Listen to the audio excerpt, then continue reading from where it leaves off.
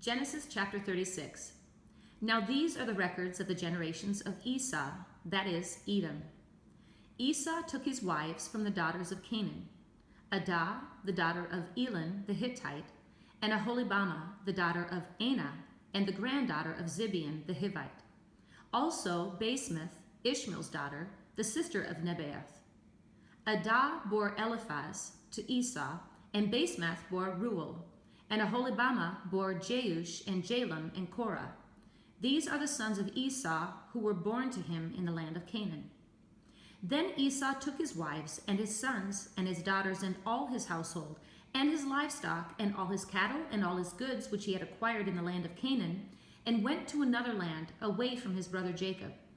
For their property had become too great for them to live together, and the land where they sojourned could not sustain them because of their livestock. So Esau lived in the hill country of Seir. Esau is Edom. These then are the records of the generations of Esau, the father of the Edomites, in the hill country of Seir. These are the names of Esau's sons: Eliphaz, the son of Esau's wife, Adah; Reuel, the son of Esau's wife, Basemath. The sons of Eliphaz were Teman, Omar, Zepho, and Gatam, and Kenaz. Timnah was a concubine of Esau's son Eliphaz, and she bore Amalek to Eliphaz. These are the sons of Esau's wife Adah. These are the sons of Reuel: Nahath and Zerah, Shammah and Mizah. These were the sons of Esau's wife Basemath. These were the sons of Esau's wife Aholibamah, the daughter of Anah, and the granddaughter of Zibeon. She bore to Esau Jeush and Jalam and Korah. These are the chiefs of the sons of Esau. The sons of Eliphaz, the firstborn of Esau, are Chief Teman, Chief Omar, Chief Zepho, Chief Kenaz, Chief Korah, Chief Gatam, Chief Amalek. These are the chiefs descended from Eliphaz in the land of Edom. These are the sons of Adah. These are the sons of Reuel, Esau's son: Chief Nahath, Chief Zerah, Chief Shammah, Chief Mizah. These are the chiefs descended from Reuel in the land of Edom. These are the sons of Esau's wife, Basemath. These are the sons of Esau's wife, Aholibamah: Chief Jeush, Chief Jalam, Chief Korah. These are the chiefs descended from Esau's wife, Aholibamah, the daughter of Anah. These are the sons of Esau, that is Edom, and these are their chiefs. These are the sons of Seir the Horite, the inhabitants of the land: Lotan and Shobal and Zibeon and Anah, and Dishon and Ezer and Dishan. These are the chiefs descended from the Horites, the sons of Seir in the land of Edom. The sons of Lotan were Hori and Heman, and Lotan's sister was Timnah. These are the sons of Shobal: Alvan and Manahath and Ebal, Shepho and Onam. These are the sons of Zibeon: Aya and Anah. He is the Anah who found the hot springs in the wilderness when he was pasturing the donkeys of his father Zibeon. These are the children of Anah: Dishon and Aholibamah, the daughter of Anah. These are the sons of Dishon: Hemdan and Eshban and Ithran and Cheran. These are the sons of Ezer: Bilhan and Zavin and Achan. These are the sons of Dishan: Uz and Aran.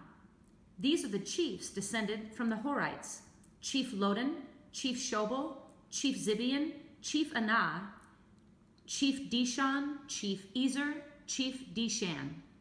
These are the chiefs descended from the Horites, according to their various chiefs in the land of Seir. Now these are the kings who reigned in the land of Edom before any king reigned over the sons of Israel. Bela, the son of Beor, reigned in Edom, and the name of his city was Dinhabah. Then Bela died, and Jobab, the son of Zerah of Basra, became king in his place. Then Jobab died, and Husham of the land of the Temanites became king in his place. Then Husham died, and Hadad, the son of Bedad, who defeated Midian in the field of Moab, became king in his place, and the name of his city was Avith. Then Hadad died, and Samlah of Masrekah became king in his place. Then Samlah died, and Shaul of Rehoboth on the Euphrates River became king in his place. Then Shaul died, and Baal-Hanan, the son of Akbor, became king in his place. Then Baal-Hanan, the son of Akbor, died, and Hadar became king in his place, and the name of his city was Pau. And his wife's name was Mehetabel, the daughter of Matred, daughter of Mezahab. Now these are the names of the chiefs descended from Esau, according to their families and their locations, by their names: Chief Timnah, Chief Alva, Chief Jetheth, Chief Aholibamah, Chief Elah, Chief Pinon, Chief Kenaz, Chief Teman, Chief Mibzar, Chief Magdiel, Chief Iram. These are the chiefs of Edom, that is, Esau, the father of the Edomites, according to their habitations in the land of their possession. Genesis chapter 37. Now Jacob lived in the land where his father had sojourned, in the land of Canaan. These are the records of the generations of Jacob. Joseph, when 17 years of age, was pasturing the flock with his brothers while he was still a youth, along with the sons of Bilhah and the sons of Zilpah, his father's wives. And Joseph brought back a bad report about them to their father. Now Israel loved Joseph more than all his sons, because he was the son of his old age. And he made him a varicolored tunic. His brothers saw that their father loved him more than all his brothers, and so they hated him and could not speak to him on friendly terms. Then Joseph had a dream, and when he told it to his brothers, they hated him even more. He said to them, "Please listen to this dream which I have had. For behold, we were binding sheaves in the field, and lo, my sheaf rose up and also stood erect. And behold, your sheaves gathered round and bowed down to my sheaf." Then his brothers said to him, "Are you actually going to reign over us? Or are you really going to rule over us?" So they hated him even more for his dreams and for his words. Now he had still another dream, and related it to his brothers, and said, "Lo, I have had still another dream, and behold, the sun and the moon and 11 stars were bowing down to me." He related it to his father and to his brothers, and his father rebuked him and said to him, "What is this dream that you've had? Shall I and your mother and your brothers actually come to bow ourselves down before you to the ground?" His brothers were jealous of him, but his father kept the saying in mind. Then his brothers went to pasture their father's flock in Shechem. Israel said to Joseph, "Are not your brothers pasturing the flock of Shechem? Come, I will send you to them." And he said to them, "I will go." Then he said to him, "Go now and see about the welfare of your brothers and the welfare of the flock, and bring word back to me." So he sent him from the valley of Hebron, and he came to Shechem. A man found him, and behold, he was wandering in the field. And the man asked him, "What are you looking for?" He said, "I am looking for my brothers. Please tell me where they are pasturing the flock." Then the man said, "They have moved from here, for I heard them say, 'Let us go to Dothan.'" So Joseph went after his brothers and found them at Dothan. When they saw him from a distance, and before he came close to them, they plotted against him to put him to death. They said to one another, "Here comes this dreamer. Now then, come and let us kill him and throw him into one of the pits, and we will say a wild beast devoured him. Then let us see what will become of his dreams." But Reuben heard this and rescued him out of their hands and said, "Let us not take his life." Reuben further said to them, "Shed no blood. Throw him into this pit, and that is in the wilderness, but do not lay hands on him, that he might rescue him out of their hands to restore him to his father." So it came about when Joseph reached his brothers that they stripped Joseph of his tunic, the varicolored tunic that was on him, and they took him and threw him into the pit. Now the pit was empty without any water in it. Then they sat down to eat a meal, and as they raised their eyes and looked, behold, a caravan of Ishmaelites was coming from Gilead with their camels bearing aromatic gum and balm and myrrh on their way to bring them down to Egypt. Judah said to his brothers, "What profit is it for us to kill our brother and cover up his blood? Come, and let us sell him to the Ishmaelites, and not lay our hands on him, for he is our brother, our own flesh." And his brothers listened to him. Then some Midianite traders passed by, so they pulled him up and lifted Joseph out of the pit and sold him to the Ishmaelites for 20 shekels of silver. Thus they brought Joseph into Egypt.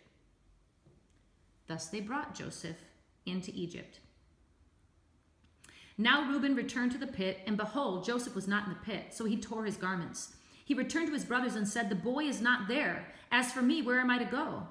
So they took Joseph's tunic and slaughtered a male goat and dipped the tunic in the blood, and they sent the varicolored tunic and brought it to their father and said, "We found this. Please examine it to see whether it is your son's tunic or not."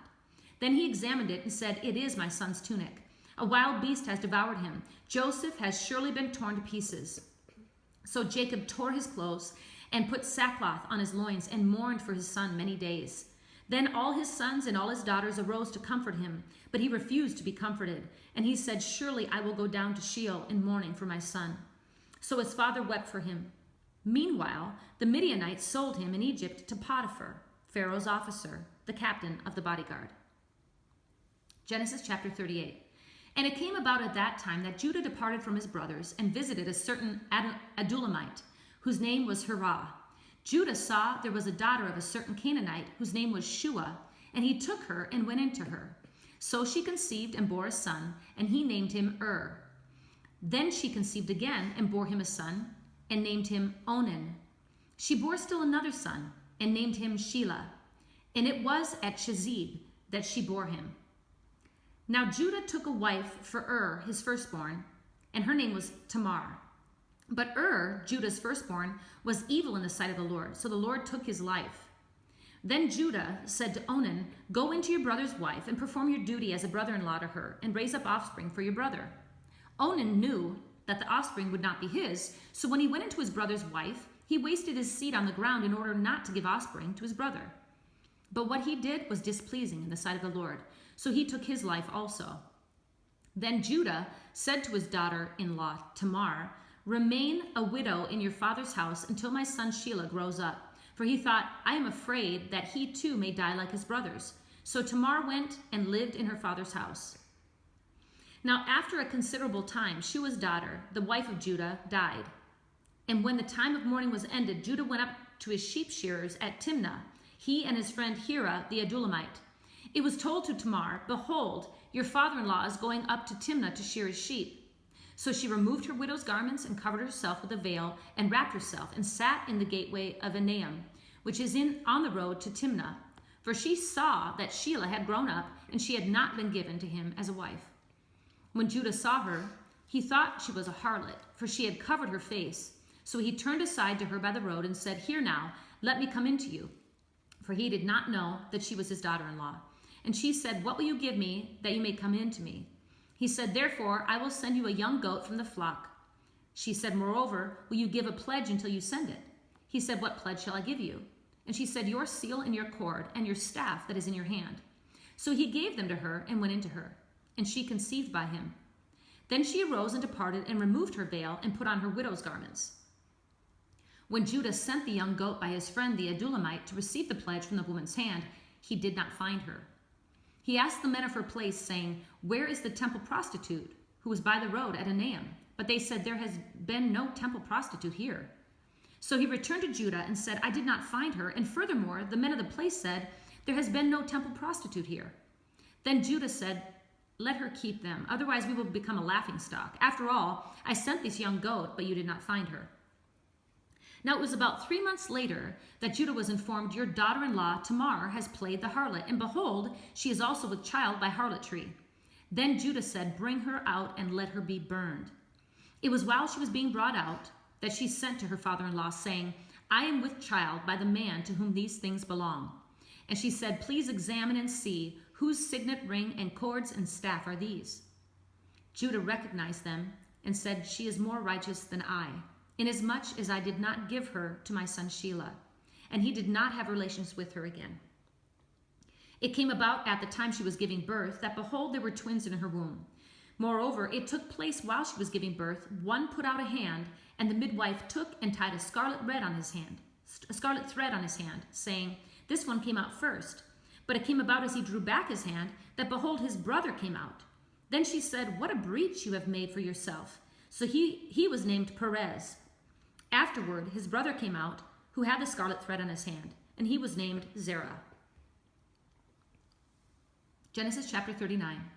Now Joseph had been taken down to Egypt, and Potiphar, the Egyptian officer of Pharaoh, the captain of the bodyguard, bought him from the Ishmaelites who had taken him down there. The Lord was with Joseph, so he became a successful man, and he was in the house of his master, the Egyptian. Now his master saw that the Lord was with him, and how the Lord caused all that he did to prosper in his hand. So Joseph found favor in his sight and became his personal servant, and he made him overseer of his house. Of all that he owned, he put in his charge. It came about that from the time he made him overseer in his house and over all that he owned, the Lord blessed the Egyptian's house on account of Joseph. Thus the Lord's blessing was upon all that he owned, in the house and in the field. So he left everything he owned in Joseph's charge, and with him there he did not concern himself with anything except the food which he ate. Now Joseph was handsome in form and appearance. It came about after these events that his master's wife looked with desire at Joseph, and she said, "Lie with me."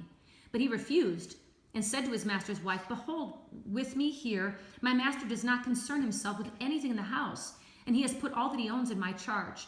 There is no one greater in this house than I, and he has withheld nothing from me except you, because you are his wife. How then could I do this great evil and sin against God?" As she spoke to Joseph day after day, he did not listen to her, to lie beside her or be with her. Now it happened one day that he went into the house to do his work, and none of the men of the household was there inside. She caught him by his garment, saying, "Lie with me." And he left his garment in her hand and fled and went outside.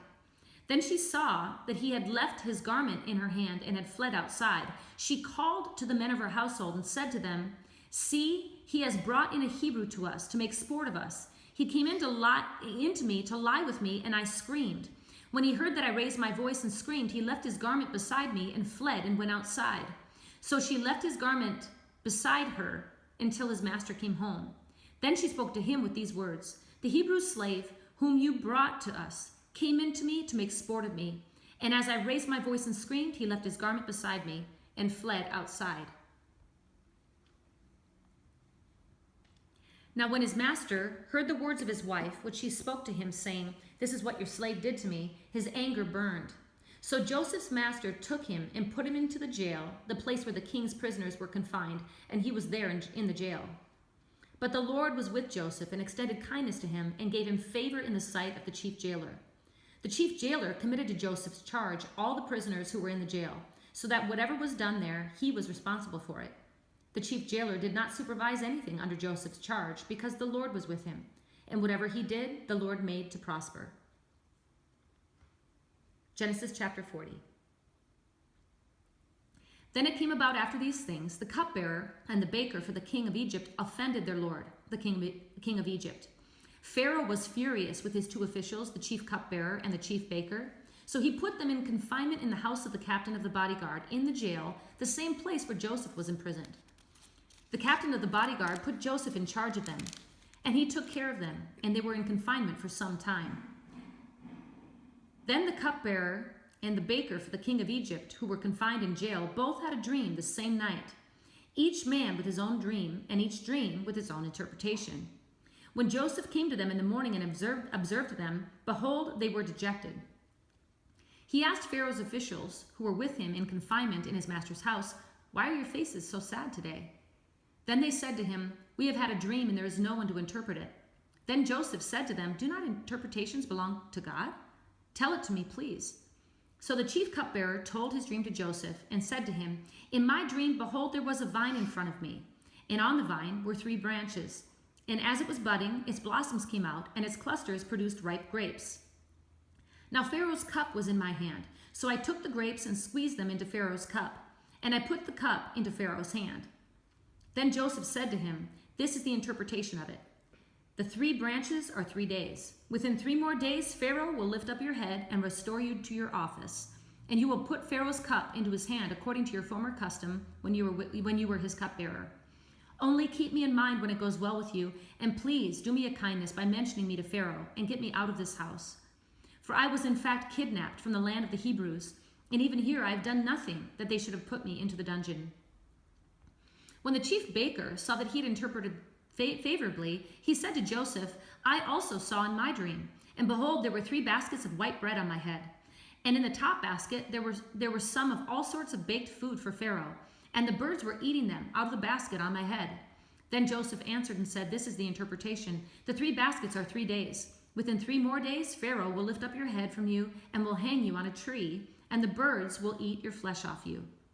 Thus it came about on the 3rd day, which was Pharaoh's birthday, that he made a feast for all his servants. And he lifted up the head of the chief cupbearer and the head of the chief baker among his servants. And he restored the chief cupbearer to his office, and he put the cup into Pharaoh's hand. But he hanged the chief baker, just as Joseph had interpreted to them. Yet the chief cupbearer did not remember Joseph, but forgot him.